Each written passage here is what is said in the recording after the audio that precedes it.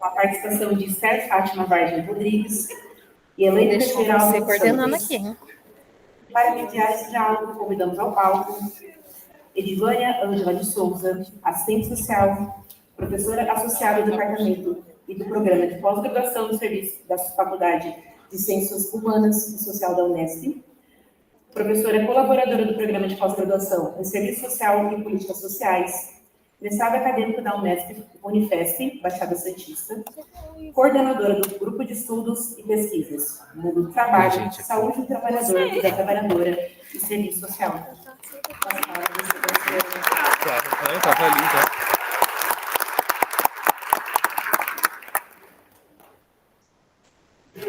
Ah, já é a mesa dela, hein, meu Deus.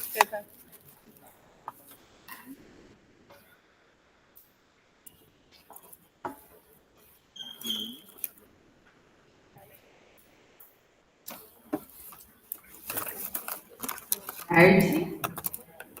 É com alegria que a gente dá continuidade à nossa programação de hoje, olhando aí para o nosso auditório, né, vendo as carinhas aí conhecidas, outras nem tanto, mas que bom que vocês estão aqui. Desejo aí, desde já, né, boas-vindas e um bom evento para nós agora à tarde, em continuidade à riqueza que a gente teve no período aí da manhã, tá? Eu vou convidar, então, para vir aqui, para compor essa mesa, que não é uma mesa, né, é uma a disposição aqui de cadeiras, mas eu convido Esther Fátima Vargem Rodrigues.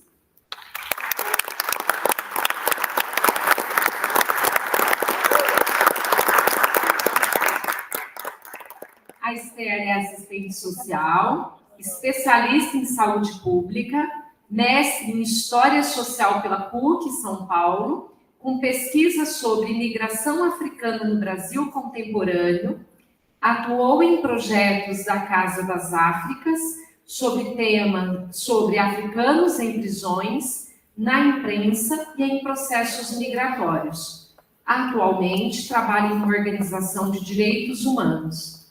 E, se você me permite, eu gostaria de acrescentar que a Esther foi representante de supervisão de estágio na ADEPS, na gestão que eu fui coordenadora de graduação, né, 2021-2022, e é uma honra, Esther, ter você aqui hoje, né? A Esther já participou de atividades online conosco, né, inclusive com supervisoras de campo, então algumas pessoas talvez que estejam aqui a conhecem, mas foi online, presencialmente, é uma alegria. Muito obrigada por você estar aqui. E, na sequência, eu convido para subir aqui ao palco a nossa querida doutoranda Elaine Teixeira Alves dos Santos.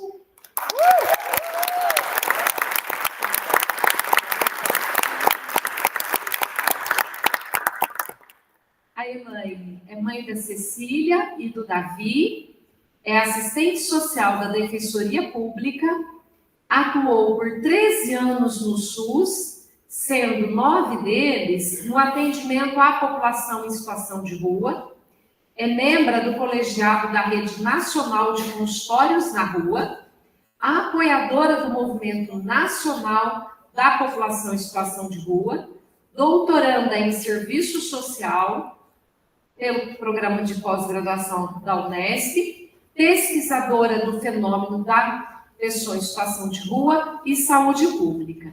Atualmente, Elaine é coordenadora estadual do curso de Educação Popular em Saúde para a População em Situação de Rua da Fiocruz. Elaine, é uma honra também, uma alegria contar com a sua presença, sua participação, seus conhecimentos. Seja muito bem-vinda, tá? Bom, eu acho que é na ordem que a gente já pode passar. Eu esqueci de fazer a minha audiodescrição e vou pedir também para vocês, né, fazerem. Nós fizemos esse combinado, inclusive para atuar nesse programa, estar numa perspectiva inclusiva, tá? Então, eu sou uma mulher branca, tenho mulher branca, cis, tenho cabelos curtos na altura da nuca, estou usando brincos de búzios, feito pelo Leandro Ferreira, que é nosso aluno lá na Unesp. Estou usando um colarzinho de contas branco, estou usando um casaquinho branco, um macacão colorido, verde e azul, e também pulseiras que eu comprei numa feira indígena aqui no Sesc e outra no Maranhão. Então, passo de imediato para a querida Esther fazer sua audiodescrição e sua fala. Obrigada, Esther. Bom, boa tarde. Queria falar da minha alegria, né, de estar aqui e poder falar um pouquinho da pesquisa que eu faço desde muito tempo sobre a entrada de africanos no Brasil, né? Então, eu vou tentar seguir por aqui, tá? E a Guete vai passando na tela.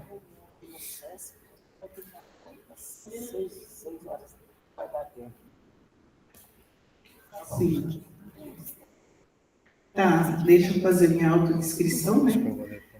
Sou uma mulher negra, cabelo curto, crespo, estou usando óculos, estou usando uma blusa azul rajadinha e uma calça azul e um sapato cinza.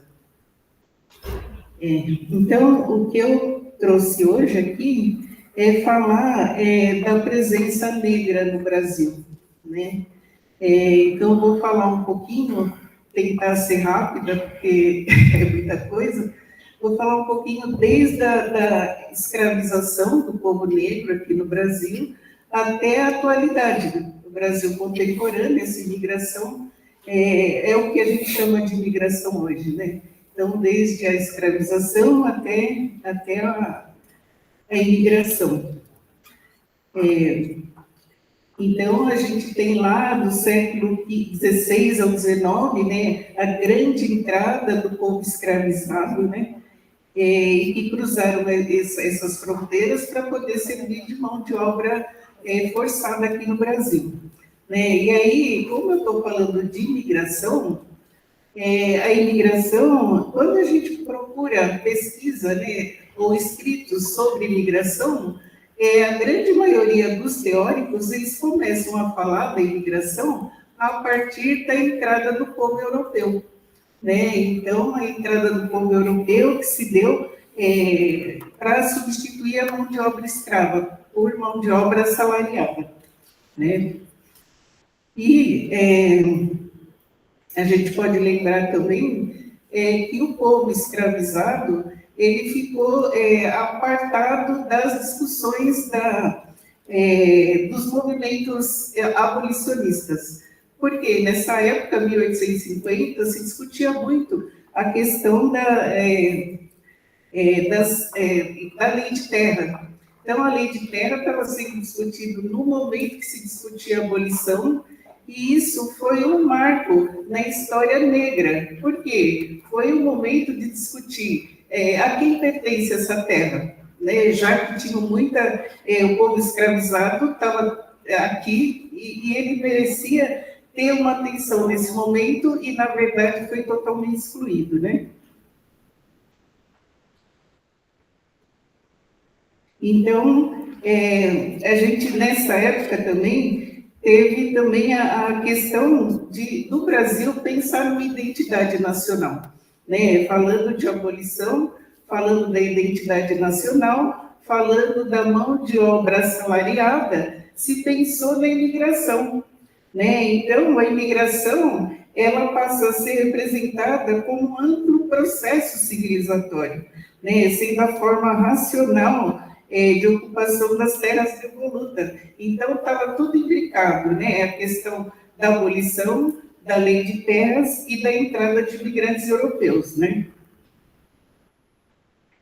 E para repensar a identidade nacional, né, teve toda uma filosofia embasada no eugenismo nessa época, né, tentando trazer esse controle matrimonial, miscigenação, regeneração racial, seleção de imigrantes, né, na entrada de imigrantes, e o pensamento todo no branqueamento da população brasileira, né?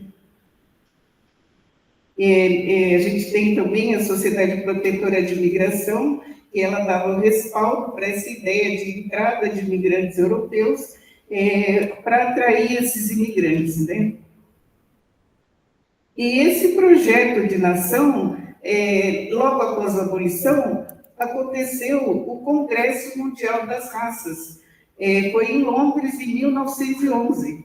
E esse congresso, nessa fase, o Brasil queria mostrar a sua posição desenvolvimentista aqui, né? E o que ele fez? Ele mostrou que, através de 3 gerações, esse quadro negro que tinha no Brasil, da grande população negra, ele se transformaria. De que forma? Através da imigração, né? Então, ele levou para Londres, nesse congresso, a ideia do branqueamento e o desenvolvimento do Brasil, né? Não sei se dá para ver aqui. Ele apresentou lá em Londres um quadro chamado Redenção de Cã. Acho que muita gente já ouviu falar, né, desse quadro. E esse quadro retratava a ideia que o Brasil tinha nessa época, né, de mostrar o tanto quanto era possível, né, com a entrada de imigrantes europeus, modificar a população, né, mostrar que o Brasil é desenvolvido, né, poderia ser desenvolvido em 3 gerações, né. Essa foi uma forma de eliminar uma grande quantidade de negros, né, a ideia que se tinha que em pouco tempo isso modificaria. Uma outra forma também de eliminar negros que a gente tem na história é a Guerra do Paraguai, né?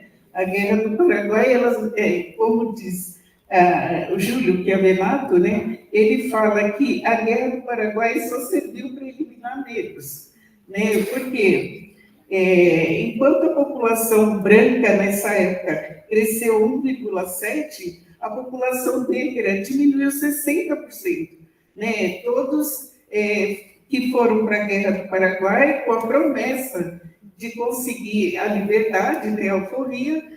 Os que não morreram lá, os que voltaram, não conseguiram, né? Não teve vantagem nenhuma, mas serviu para eliminar uma grande parte, né, da população.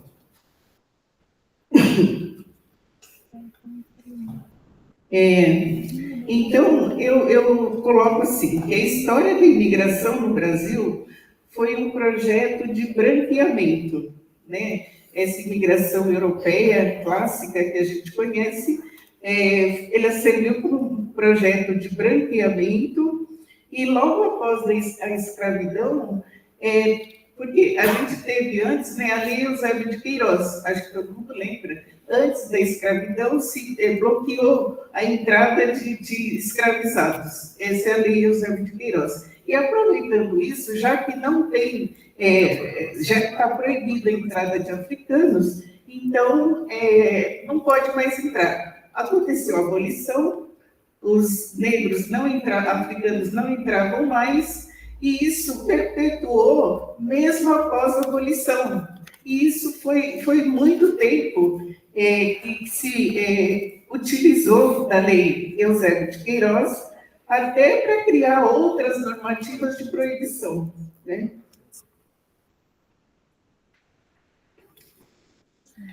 E de que forma, né? Eles criaram várias outras leis, né? Leis de povoamento, decretos que falavam da proibição de entrada de africanos. Isso eu estou falando depois da abolição, né?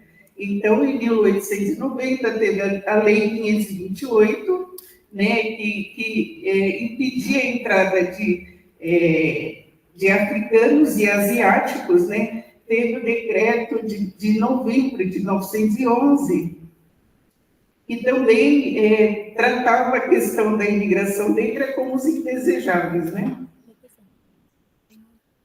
Teve a Constituição de 34, também uma Constituição baseada na eugenia. Teve o decreto de 45, que fala também impedindo, colocando barreira na recepção de africanos no Brasil. E aí a gente chega em 1960, né, na década de 60, no governo Jânio Quadros. Acho que muita gente já conhece um pouco, acho que o Amor falou um pouco, né, o professor, sobre a entrada de estudantes africanos no Brasil, né?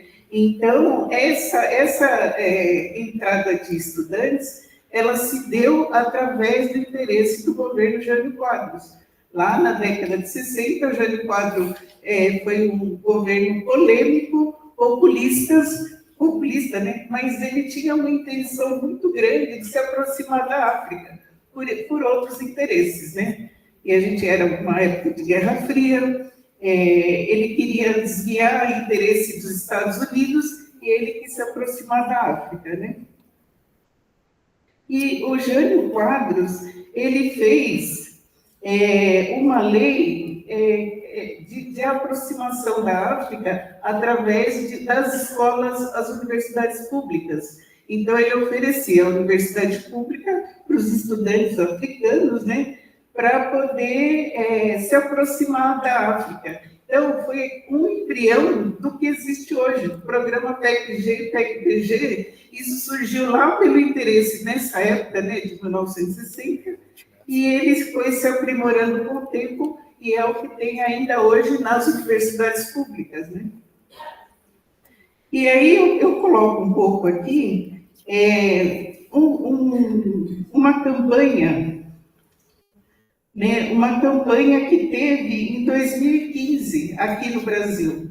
2015 foi uma época, por volta, 2015, 2016, foi uma época muito grande de entrada de imigrantes e muita xenofobia. E como a xenofobia é direcionada para determinados imigrantes, o Ministério da Justiça ele fez uma campanha falando: somos todos imigrantes. Acho que quem trabalha com imigração já ouviu essa frase, e isso é repetido até hoje. Nesse momento que teve essa campanha, o movimento negro brasileiro se opôs, né? Então, diante de tanta coisa que o povo negro sofreu para entrar nesse país, a forma que entrou nesse país, eles protestaram, né? A campanha era um retrato de um jovem negro, esse aqui, que falava: somos todos imigrantes. E aí eles protestaram falando: não somos não, né? Nós não somos imigrantes, nós entramos forçados nesse país, né? Então foi um momento muito forte da posição do movimento negro com relação a esses conceitos que se tem generalizados, não vendo especificidades do povo negro, né? Aí, voltando lá, governo Jânio Quadros, né? Que ele fez aproximação com a África, né? Primeiro, ele criou a Embaixada de Gana, né? O Brasil nunca tinha tido uma representação diplomática fora do continente africano, então foi a primeira embaixada no continente africano, foi em Gana. E lá foi o primeiro embaixador negro, foi nomeado nessa época, né? Então, foi uma aproximação muito importante até para essa aproximação que a gente tem com a África. Eu estou aqui falando da imigração, né? Imigração negra no Brasil. Eu vinha falando dos escravizados, ex-escravizados, e agora, essa entrada de estudante, a gente pode dizer que agora sim, são imigrantes, não foi uma entrada forçada. Então, a gente teve um período muito grande de proibição, que não entrava ninguém era regularizado, nenhum africano era regularizado aqui, e os primeiros que foram regularizados nessa época foram os estudantes, né, através dos acordos bilaterais, né? E depois disso veio a lei de refugiado, né, o Estatuto do Refugiado, que trouxe uma gama muito grande de imigrantes angolanos, né, que entraram no Brasil, e aí eu venho falando um pouco, né, do contexto do serviço social dentro da questão da imigração, mas acho que muita coisa que já foi falado. Eu queria só ressaltar aqui do serviço social que em 2016, nessa época que estava a ebulição da questão da discussão da imigração, foi criada uma cartilha falando do papel do assistente social no atendimento aos imigrantes, que reconhece a imigração como sujeito de direito. Né? Isso foi um grande passo, até porque o serviço social tinha pouco embasamento para ação rotineira, né? E nessa cartilha está bem detalhado, acho que vale a pena a gente consultar. Com princípios, né, bem definidos, acho que é interessante dar uma olhada. Né? Eu trago aqui também um pouco do serviço social, que é a ação do Cefes, né, que teve um seminário muito grande em 2016 também, pensando nas relações fronteiriças, né, nos fluxos migratórios. Isso foi lá no Belém do Pará, e o seminário teve a participação do Brasil todo. Então, embora necessitasse de outras visões do serviço social, mas já foi um avanço para a discussão na categoria, né? E eu quero falar também um pouco da lei de migração, né? A lei de migração, ela veio, acho que já foi até falado um pouco em outras falas aqui, mas a lei de migração, ela veio para substituir a lei anterior, que era a lei baseada na proteção do território nacional. Era uma lei repressora, era uma lei que impedia várias situações de entrada, né, para todos os imigrantes, não só os africanos, né, mas que essa lei, nova lei de imigração, a gente fala nova, porque a outra perdurou a ditadura inteira há muito tempo, e essa lei veio baseada em questões de direitos humanos. Então, para a questão de pensar em migração, foi muito importante essa lei. Né? Eu posso aqui contar várias histórias, né, da formulação dessa lei, porque eu participei durante muito tempo, né? Acho que as gremiações em São Paulo tiveram uma responsabilidade muito grande nessa luta por formular uma nova lei. Então, tiveram vários fóruns, vários encontros, até de outros estados vieram também para discutir essa lei, e ela conseguiu. Não foi da forma que se pensou inicialmente, mas, de qualquer forma, foi um avanço. A promulgação da Lei 13.445, com esse olhar de direitos humanos. Isso foi muito importante para a época, né, de discussão de migração, né? E acho que quando a gente estuda a questão da imigração, acho que a gente fica vendo as questões da imigração e sem olhar a especificidade da imigração negra, porque ela é diferente, ela tem especificidades. Se a gente não ficar atento, a gente perde, né? Eu falo a gente, nós, assistentes sociais, né? Que acho que a gente está aqui no ambiente nosso e a gente precisa ter esse olhar, porque a gente não consegue dar um atendimento adequado se a gente não ficar atento às diferenças, né? A gente tem uma população de imigrantes muito grande, de negros e de não negros, e é diferente, né? Se a gente não ficar atento, a gente perde a chance de poder ter uma atenção mais específica, né? Então, eu peguei um pouco o relatório anual da OBMigra. OBMigra é o Observatório de Migração, que é do Ministério da Justiça, junto com a Universidade de Brasília, né? E eles eles publicam relatórios anuais. E eles fazem também uma publicação decenal, a cada 10 anos. Então, no relatório de 2023, que eu achei muito interessante, eles fizeram um artigo dentro desse relatório, um artigo específico, falando cor e dinâmicas raciais nas migrações internacionais do Brasil, né? Que isso é inédito.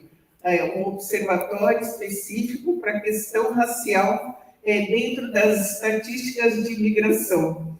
Então, eu acho interessante trazer aqui, quem tiver interesse, é um relatório bem denso, ele tem vários gráficos, vários quadros, né, mostrando as especificidades, e esse cor e dinâmicas raciais é um deles, né, que dá para a gente avaliar muito bem. Eu trouxe só um quadro, né, acho que dá esse quadro, só esse quadro que eu trouxe para mostrar o número de registro de imigrantes segundo nacionalidade por sexo, né? Então, dá para ver a posição dos países, né, de entrada de imigrantes, e dá para ver também a população negra. Acho que é bom destacar que nesses 10 anos, né, o impacto que a gente teve muito grande foi com a entrada de haitianos no Brasil, né? A entrada de haitianos foi tão forte que acelerou vários programas, várias políticas de atenção à imigração, né? Porque quando tem a entrada, grande fluxo, como já teve, né, em outras épocas, entrada de europeus, de portugueses, não tem impacto nenhum. Mas imagine lá em São Paulo, né, eu trabalhava ali no centro nessa época, e tinha imigrantes haitianos chegando, desembarcava do metrô, da rodoviária, e as famílias com sacola na mão e parada no meio da rua, né? Um risco muito grande também, né? E tiveram que criar políticas emergenciais para dar conta desse fluxo de haitianos. E aí que mudou, que acelerou e que deu resultado na política também, na nova lei de imigração, né? Então, eu trouxe só para destacar um pouquinho a entrada desses imigrantes, né? O que mudou. Hoje em dia, a gente tem um grande fluxo de venezuelanos, né? A gente tem uma população venezuelana muito grande. Eu tenho quase certeza que vocês que estão na linha de frente estão atendendo venezuelanos, grande quantidade de imigrantes, e a destaque hoje é venezuelano. Mas ele não tem impacto tão grande, muito pelo biotipo, né? O venezuelano tem um biotipo como o nosso, brasileiro. Tem uma mistura de raça, e a gente só percebe que são imigrantes venezuelanos quando eles falam, através da língua, né? E também as necessidades que eles apresentam, né? Mas é muito diferente você atender, você perceber o impacto da entrada de haitianos e perceber o impacto de venezuelanos, né? É bem diferente. Então, hoje, a gente está nesse grande fluxo de venezuelanos, né? E nesse relatório do OBMigra, eu trouxe também um mapa que fala do CAD único, né? Do cadastro único, que eles levantaram um pouco sobre os imigrantes cadastrados no CAD único. Então, só para a gente ter uma ideia, né? Aqui não está colorido, pode passar. Aqui, né? Aqui está. Mas só para a gente ter um pouco de ideia de quantos imigrantes procuram cadastro ou que conseguem se cadastrar no CAD único. Então, eu acho bem importante a gente ficar atento, né? Porque falar de imigração é falar de necessidades específicas, é falar de um olhar atento, é falar de observações que a gente, às vezes, nem sabe que poderia perceber e que a gente pode buscar informação, buscar possibilidades, né? A gente tem recebido muito profissionais que perguntam as especificidades de cada grupo, né? Até recentemente, uma colega liga correndo para saber um pouquinho da cultura boliviana. Eu estou com uma família aqui, eu não sei o que eu faço, né? Eu acho legal isso, reconhecer que precisa conhecer mais, né? Eu acho que é isso que a gente precisa também, né? E acho que é isso que eu trouxe. E desculpa, obrigada.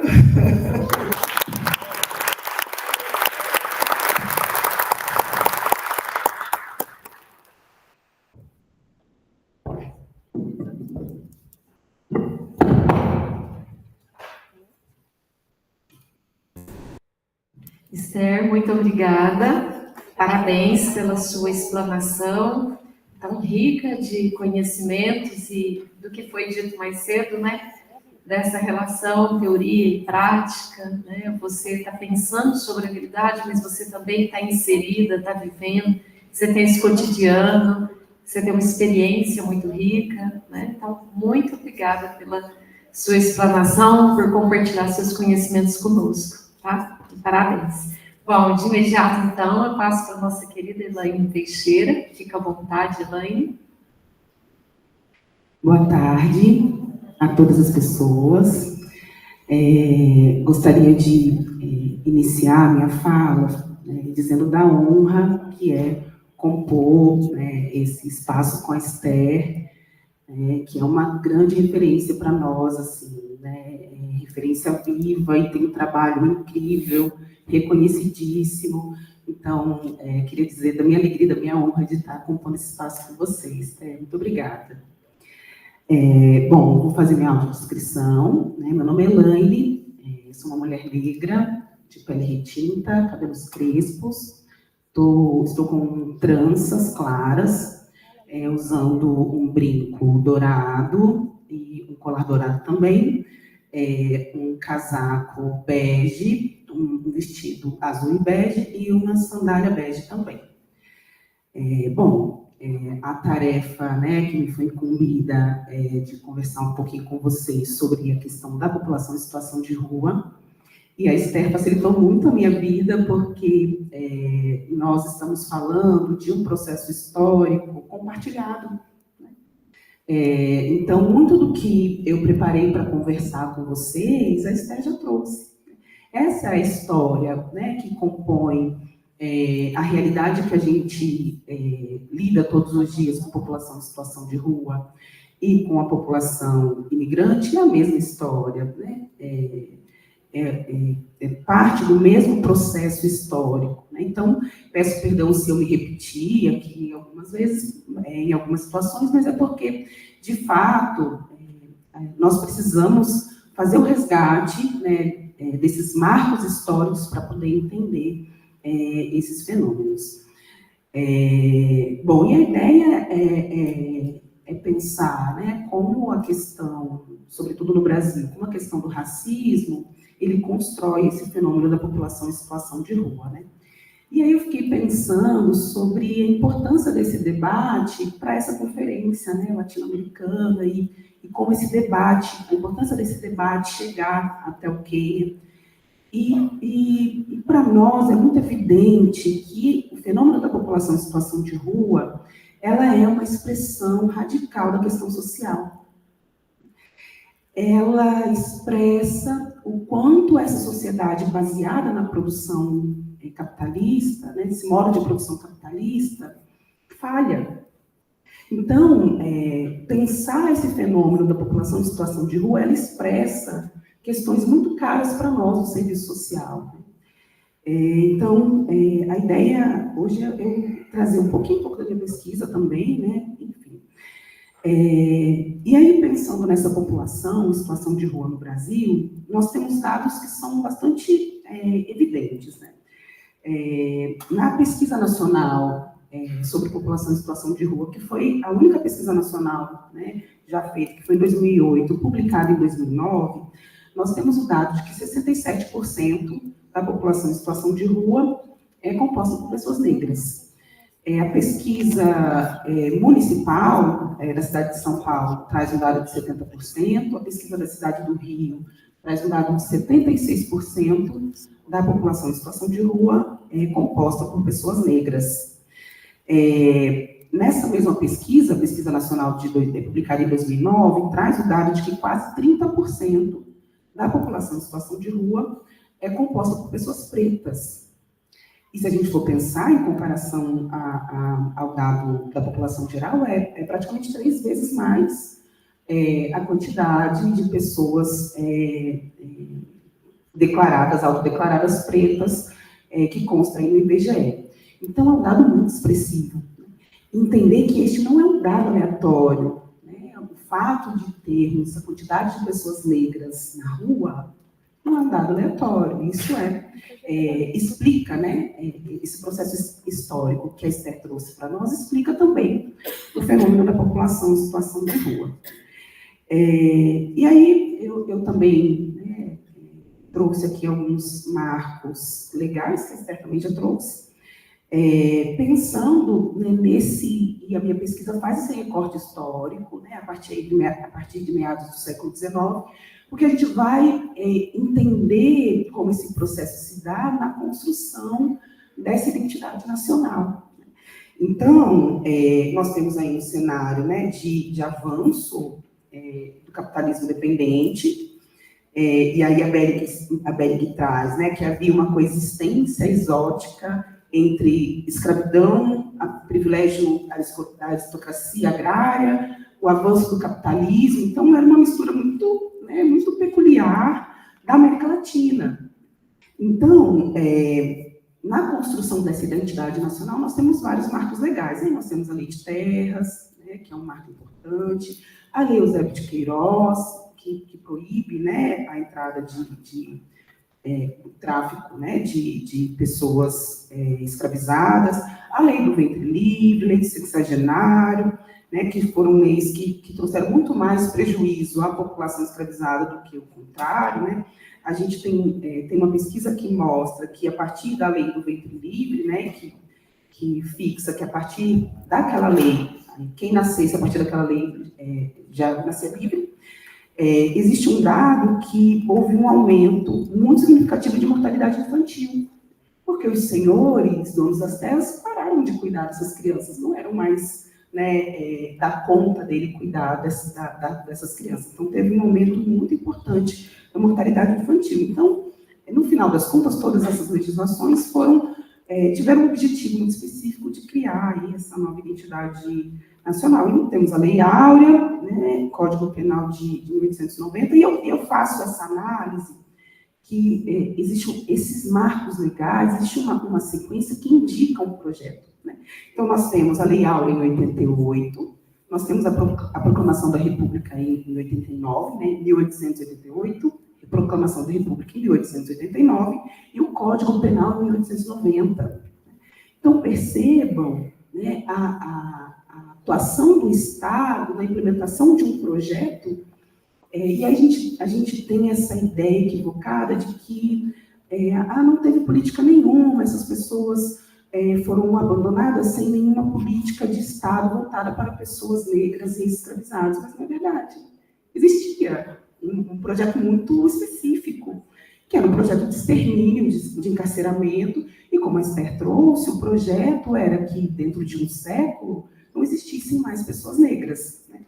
Então, o que a gente traz é que, nesse processo, né, desse projeto eugenista, essas pessoas que foram abandonadas, né, após a abolição inconclusa, que nós chamamos, elas foram empurradas, né, para as periferias, né, para os espaços mais longínquos, e um desses territórios que essas pessoas precisavam ocupar, né, a população de escravizados, foi a rua. Então, eu trago muito sobre esse lugar, né, que eu chamo de território rua, porque é um território muito específico, né, que foi ocupado a partir desse projeto. E aí nós temos, né, o projeto eugenista também, que a Esther trouxe de forma brilhante, bastante contundente, Mas esse projeto ele atuou em algumas frentes.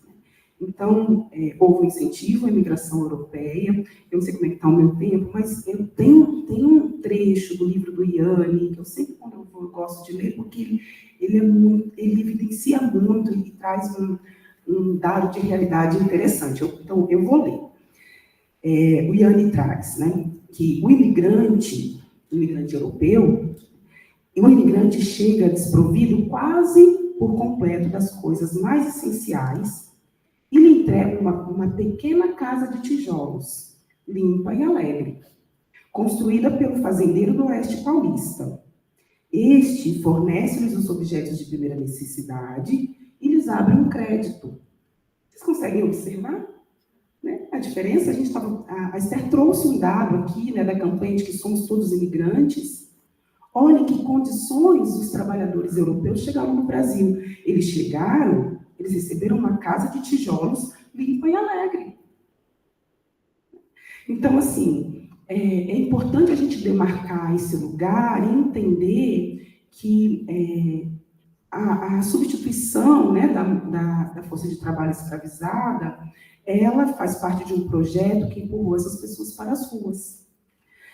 E aí eu sempre trago que a rua, ela é a materialização da resistência a esse projeto.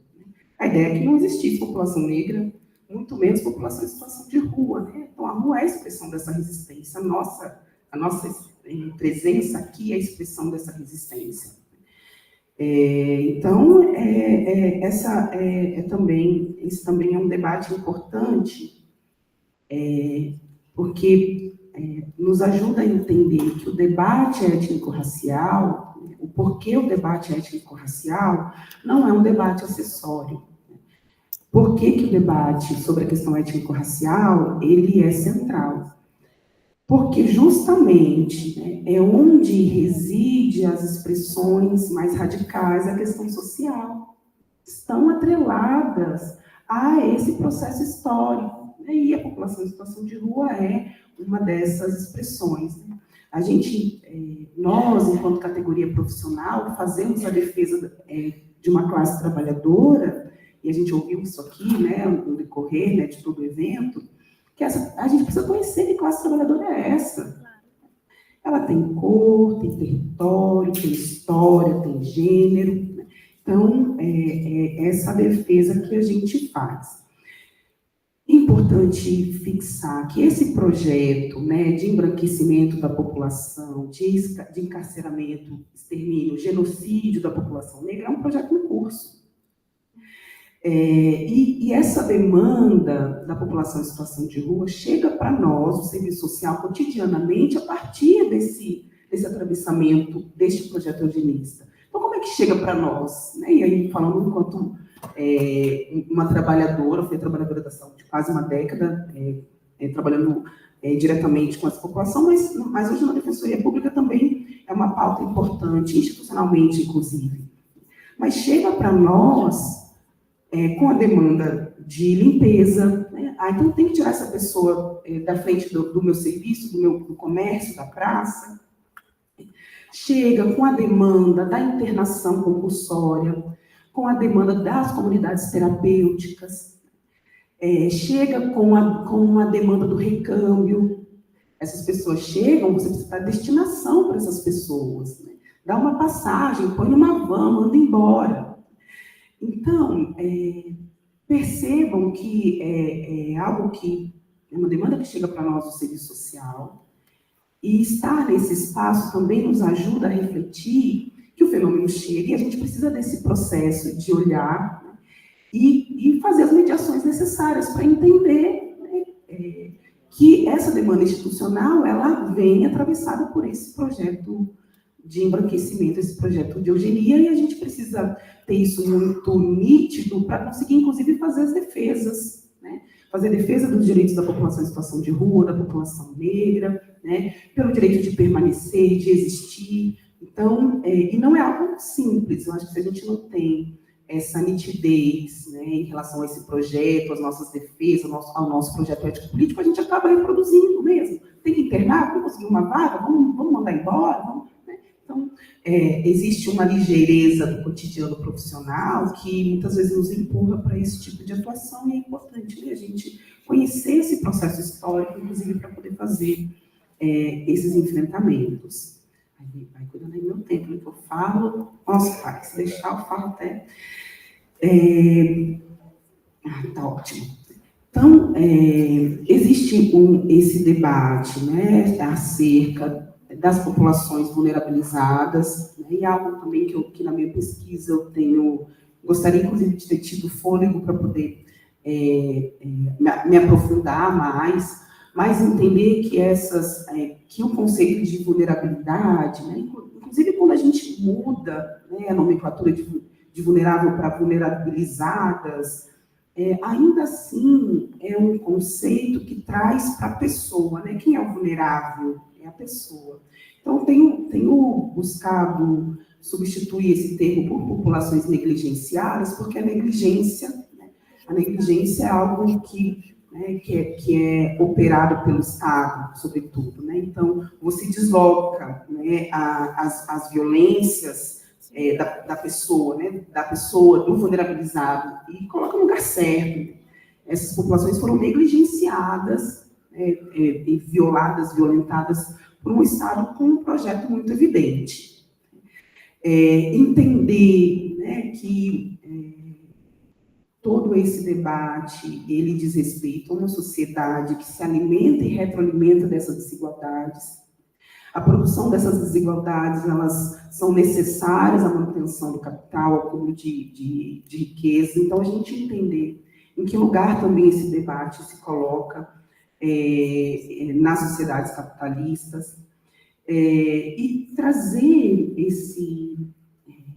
essa formação social histórica, né, e se colocar, a profissão se colocar nesse lugar, nos ajuda a entender, né, por que nós precisamos fazer as defesas que fazemos, os enfrentamentos que fazemos cotidianamente junto à população em situação de rua, né, por uma sociedade livre de manicômios, pelo direito dessas pessoas de existirem, na defesa de uma perspectiva de redução de danos, né, então, são as defesas que nós encampamos aí no cotidiano profissional. Uma outra questão, né, que eu acho que é central, que é algo que a gente também precisa levar enquanto debate, é a nossa inserção junto aos movimentos sociais.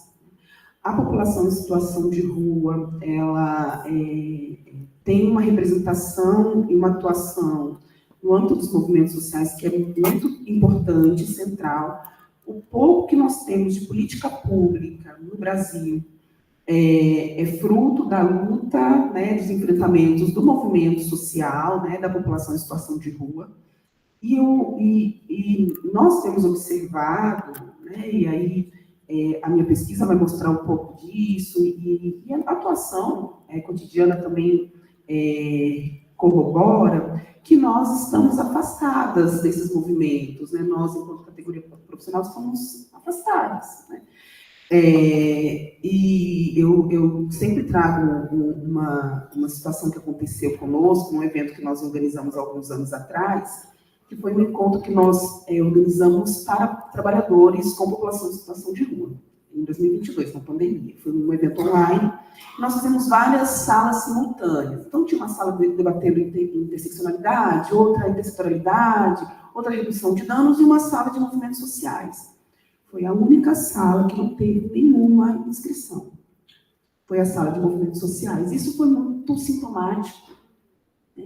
Isso evidencia o nosso afastamento de algo que é muito caro para nós, enquanto categoria profissional. É o nosso alinhamento às lutas, aos enfrentamentos da sociedade civil organizada, da população que a gente atende. Então, esse também é um exercício, é algo que eu tenho buscado compreender na minha pesquisa, como tem sido a interface, né, do serviço social com o movimento social.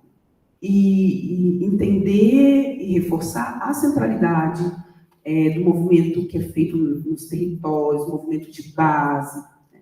Então, é algo que não pode perder de vista no debate acerca da população em situação de rua e no âmbito da categoria. E eu entendo que é um movimento social, são os territórios e a sua dinâmica que dá sentido, inclusive, à nossa atuação profissional, né? Então, é algo que eu tenho apontado aí como algo importante no debate sobre o fenômeno da população em situação de rua. E, para encaminhar e para concluir a minha fala, uma outra questão que eu tenho levantado, que eu acho que é crucial, que eu entendo que é crucial para o nosso debate, é a gente entender que rua é essa, né? Que população é essa. A Política Nacional da População em Situação de Rua traz um conceito, né, quem pesquisa e atua conhece, né, que a população em situação de rua é uma população heterogênea, que compartilha, que tem em comum a questão da miserabilidade, do pauperismo, e a rua enquanto local de permanência, local de trabalho, enfim, é um conceito genérico. E o que a gente tem apontado é que esse conceito, ele não contempla a diversidade que a rua representa. É um debate sobre como a rua também expressa a dinâmica da sociedade brasileira e a sua diversidade. Então, quando a gente olha para esse conceito, parece que a gente está falando de uma população adulta que está em situação de rua, mas é mais que isso, né? A rua são as infâncias que a compõem, a rua é a população indígena que a compõe, é a população de imigrantes que a compõe, né? A população idosa. Então, nesse sentido, eu acho que o debate também precisa avançar para esse lugar, para entender e dar visibilidade para a diversidade que compõe a rua. Bom, eu acho que é isso. O que eu gostaria de compartilhar com vocês, e acho que não sei se a gente vai ter tempo para o debate, acho que não, né? Mas eu queria me colocar à disposição, né, para trocas futuras. É isso, gente. Muito obrigada.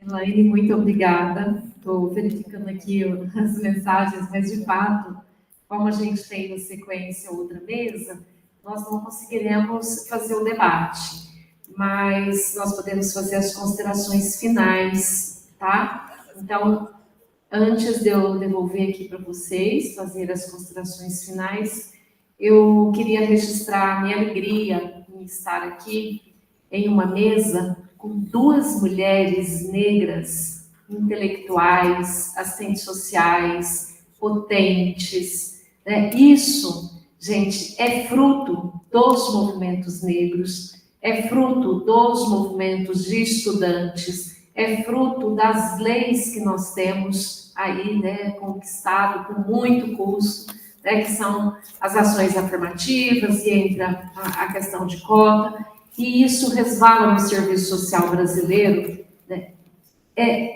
demandando, e eu faço essa ênfase, porque há uma necessidade radical, né, da nossa mudança, da gente se reconhecer enquanto pessoa branca num processo de reprodução dos racismos, nos vários espaços, né, no nosso espaço profissional, né, as duas falas evidenciam como nós temos, ao longo do tempo histórico, né, introjetado na subjetividade da população, né, um outro que é inferior, que é passível de se submeter a determinadas condições de vida, de trabalho, né, e nós do serviço social precisamos estar, sim, alinhados às lutas antirracistas, que passam, sobretudo,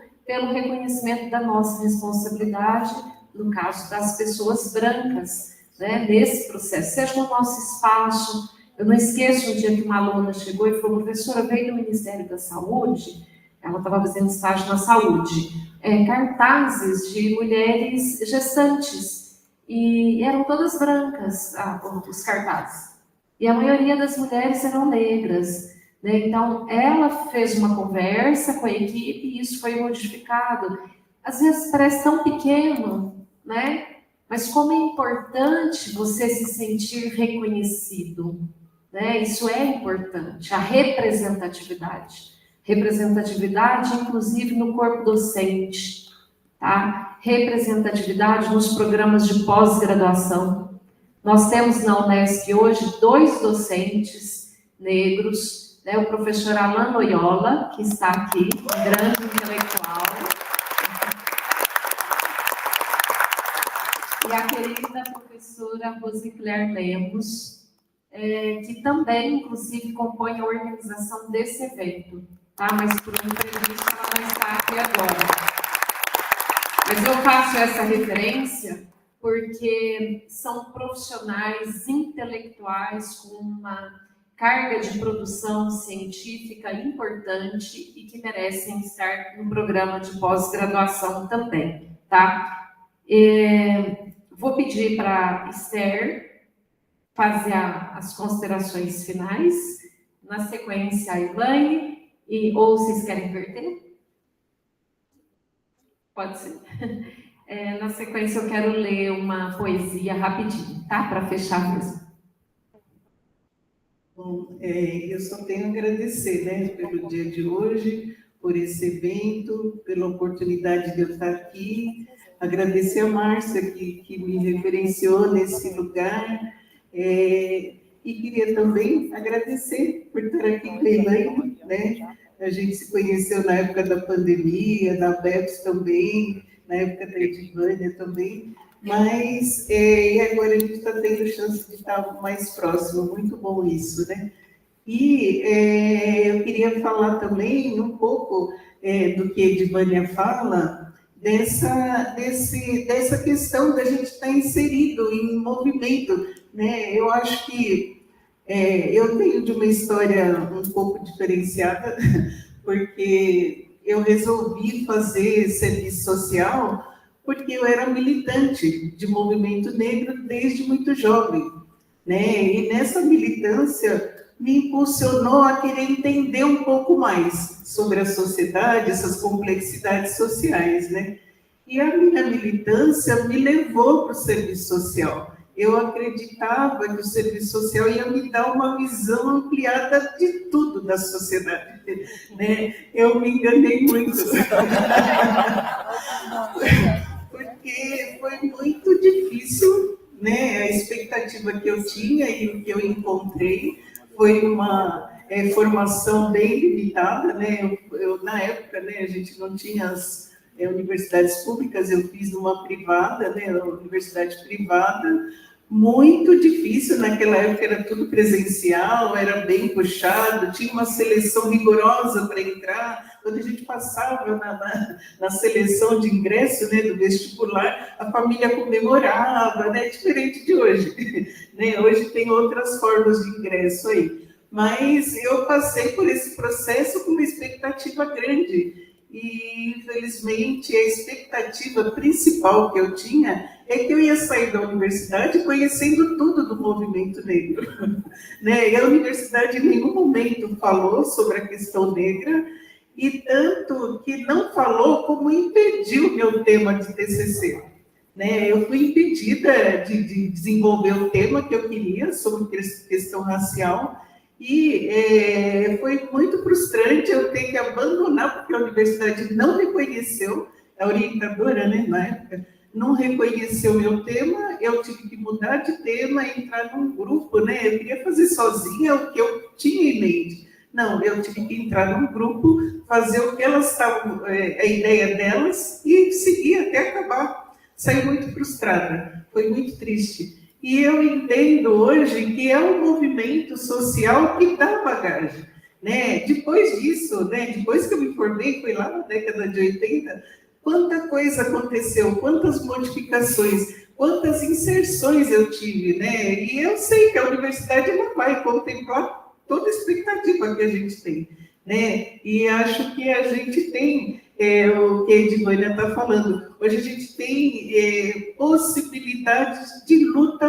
por políticas, onde a gente acha que não vai ser contemplado, a gente tem um movimento que força, olha, está acontecendo tal coisa, tem essa demanda, tem que pensar na diversidade. Então, hoje a gente está numa outra época. Mas, só lembrando isso, eu queria agradecer por estar aqui, né? e espero que esse evento, né, tão importante que a gente está vivendo aqui, ele sirva para trazer para a nossa categoria embasamentos, que a gente possa se encontrar muito mais, né, de outros eventos para poder discutir, principalmente nós enquanto linha de frente. Né? A gente tem muito a trocar, a crescer com o outro, né? Acho que é um pouco isso. Então, muito obrigada, viu? Obrigada a vocês. Espero realmente que a gente possa ter continuidade, né, desses encontros. Bom, também gostaria de agradecer a oportunidade, dizer que, de fato, é um debate muito caro, né, a gente conseguir fazer as nossas pesquisas, ir para o campo de atuação e ter acesso a esse debate, compreender a formação sociohistórica, né, entender que aquilo que a gente se depara, nós nos deparamos no cotidiano, é parte de um projeto que não previa, né, inclusive a nossa inserção nesses espaços. E foi a nossa inserção, né, sobretudo na universidade, na academia, que evidenciou que nós estávamos, né, usando as mesmas referências desde sempre, né, e como se isso não fosse problemático em termos de produção de conhecimento, de ciência, né? Uma ciência que se vale do mesmo referencial há séculos. Então, eu acredito que o movimento que pessoas negras têm feito no âmbito da academia, da produção de conhecimento, é absolutamente transformador e revolucionário, porque, de fato, questionar e colocar em xeque as bases mesmo. Isso não é ruim, né? O que nós estamos trazendo aqui é que nós queremos contar a nossa história a partir da nossa narrativa, né? A partir da nossa perspectiva. Chega das pessoas contarem a nossa história por nós, né? Então, e esse é o lema, inclusive, do movimento da população em situação de rua, é nada de nós sem nós. Então, isso vale também para a nossa inserção na academia, na produção de conhecimento. Então, eu agradeço a oportunidade de ter conversado com vocês. É isso, obrigada. Muito obrigada, Elaine. A Elaine fala, né, do conceito que tem hoje vigente sobre pessoa em situação de rua, né, e que não dá conta do conjunto das várias questões, né? E eu vou pedir licença para ler uma poesia de uma pessoa que tem trabalhado de alguma forma para trazer, né, essa complexidade, vamos dizer assim, nas músicas, nas poesias que ele escreve, né? Então, o Daniel Escova, junto com a Flávia Mildres, que estava aqui mais cedo, né, com a Paula Gualberto, fizeram uma música, né, um EP chamado A Rua Fala, né? Tem um conteúdo muito interessante. E eu vou pedir licença para ler uma poesia do Daniel Escova, que inclusive essa semana que passou, 13 e 14, realizou uma oficina de escrita criativa junto às pessoas que estão no acolhimento noturno. E agora, no próximo dia 3 à noite, ele vai retomar isso na Unesp, já trazendo as pessoas que participaram, né? Porque a gente vê as pessoas em situação de rua, às vezes, muito com esse olhar da negatividade, tutelado. E são pessoas com muita criatividade, com muita capacidade, né? Então, fica todo mundo convidado aí para o evento do GAPAF. A Isa estava aqui, eu acho que ela deu uma saidinha, né? Então, 3, 4 e 5, e no dia 3 é a escrita criativa com o Daniel Escova e as pessoas do acolhimento noturno, tá? Sei que a gente já passou do tempo, vou ler a poesia dele, peço licença, né? Luiz Miguel e o Ringue Invisível. Lançado ao mundo sem chão, sem um nome a ser chamado com ternura, aos 7 anos sabia de cor o frio da calçada e o peso do abandono. Seu pai, engolido a balas por policiais, estampando as manchetes de jornais, deixou-lhe um legado de ausências e olhos desconfiados. Era de pouca prosa, mas quando fazia, Parecia um soco no ar, com força, com urgência, com dor. Era revolta com ternura, confusão com carinho. Cada golpe, uma conversa com a dor. Cada treino, um frio de esperança. O boxe lhe deu ritmo, estilo. Ali, entre cordas e suor, ele encontrou um lugar onde a raiva virava dança, onde as lutas pelos menos tinham regras, a esquiva e a finta, o golpe. No abrigo de acolhimento, foram tantos cães. Amava as festas de hip hop e tardes no poliesportivo. Sorria com os olhos, mesmo quando o rosto não queria. Mostrava com orgulho os passos que aprendeu nas aulas de breaking com o tio Vini e da tia Paloma. E o tio Du, as rimas e os almoços com o tio Escova, Matuto e toda a equipe do acolhimento. Outra vez sorriu, como quem encontra um abrigo, um tesouro, como quem entendeu que se podia pertencer, se expressar, tornar-se parte. Música, dança, muita troca, arte, mudança. Outro fio cortante de esperança. Na busca da autoconfiança, currículo na pasta, terapia em dia, um tão sonhado trampo no MEC.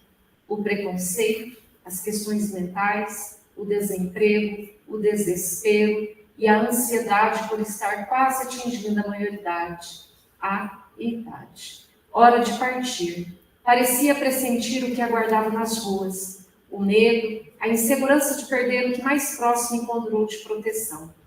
Novamente, a droga do medo se fez presente. Temia perder o teto, comida, chuveiro quente, quintal para brincar sem lixo no chão, esporte, cultura, educação, missão. Mas a luta do mundo é suja. E quando saiu do abrigo, não havia esquina que o acolhesse, nem mãos que segurassem seu futuro. Guarda baixo, um cruzado no queixo, os ouvidos se fecham, peito aberto no erro. A vítima e a vítima presa. Rua, drogas, frustração, pego no ato, detenção. Mas era menor, então fundação. Saiu e aos 19 a vida já não rimava. E quem não pegar o ritmo das ruas dança. Me diz quem controla o fiel da balança? Outra estatística. Mesma história, outro de nós que virou memória. É poesia que sangra, mas não se apaga. Luiz Miguel, punhos cerrados e silêncio. Não tem sorriso no ringue da vida. Mais uma vez na lona, desta vez por nocaute. Um corpo encontrado no fundo do rio, amarrado às pedras, como quem carrega o peso de uma vida que ninguém conseguiu segurar. Daniel Escova.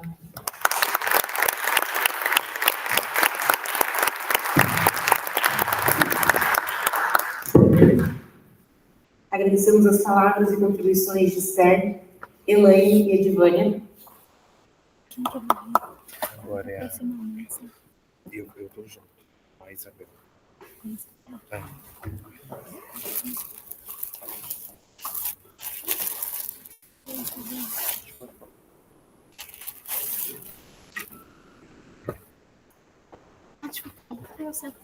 Não, tem aqui. Achei que não tinha pra ficar com você. Acho que dá, né? Vai fechar a sala aqui a outra? Pode, por favor. Tá. Foi maravilhoso. Me dá essa poesia. Professora Edivânia, podemos conseguir?